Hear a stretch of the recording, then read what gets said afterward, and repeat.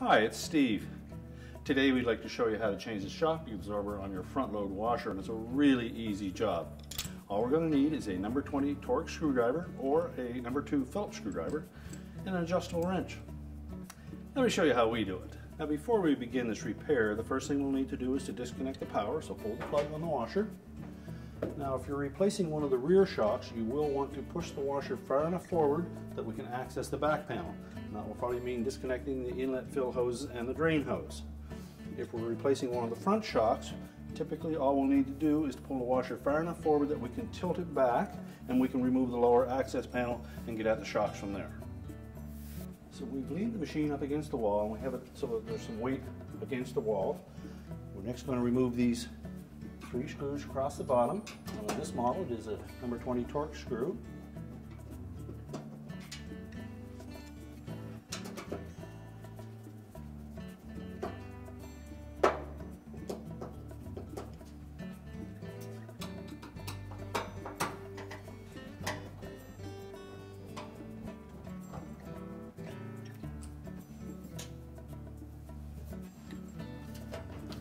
With the screws removed, just lift out on the bottom and let it drop down.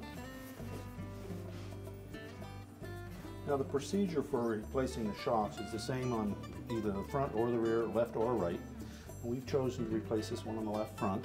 And we're going to remove this little wire channel out of the way just so you have a clearer view of the repair. Now at the top and bottom of the shock, there's a arrow-shaped piece that will fit into the bottom of the tub or into the base of the washer, and there's a couple of little locking tabs on the side of it. Now to release it, you need to press down on those locking tabs and then turn it 90 degrees. Because we're replacing the shock, we're not going to worry about saving those locking tabs.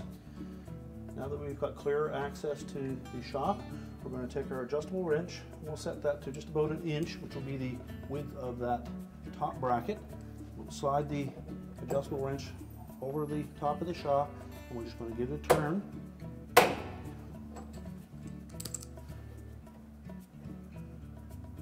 Once we've turned it at our 90 degrees, we can pull it down out of the tub.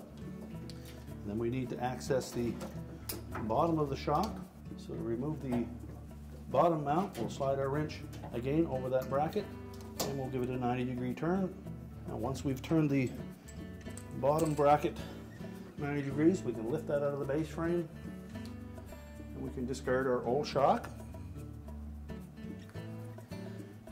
And just make sure we've removed any of the clips that may have broken off the openings.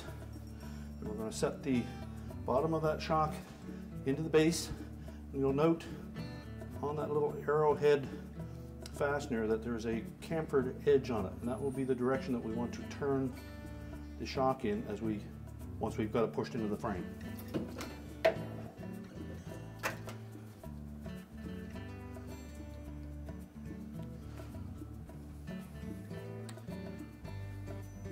Set it down into the opening, turn it to 90 degrees, and next we can go ahead and install the top portion of it. Again, we'll move that wire harness out of the way.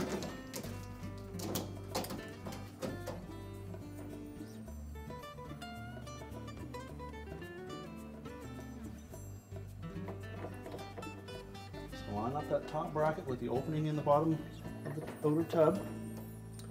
Push it in fully and just rotate it until it latches into place.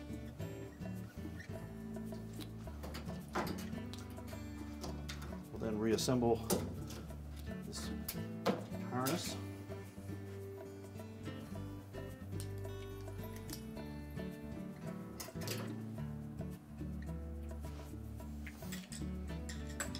We're now ready to put the bottom access panel back on.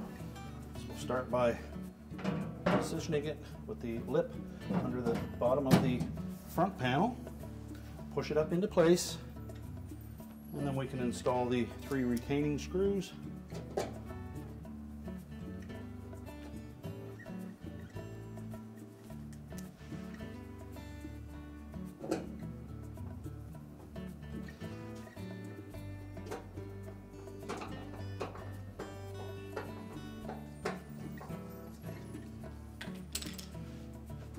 We're now ready to put the washer back down on its feet.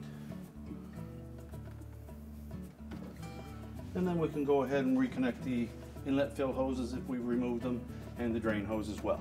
We're now ready to reconnect the power, and our repair is complete.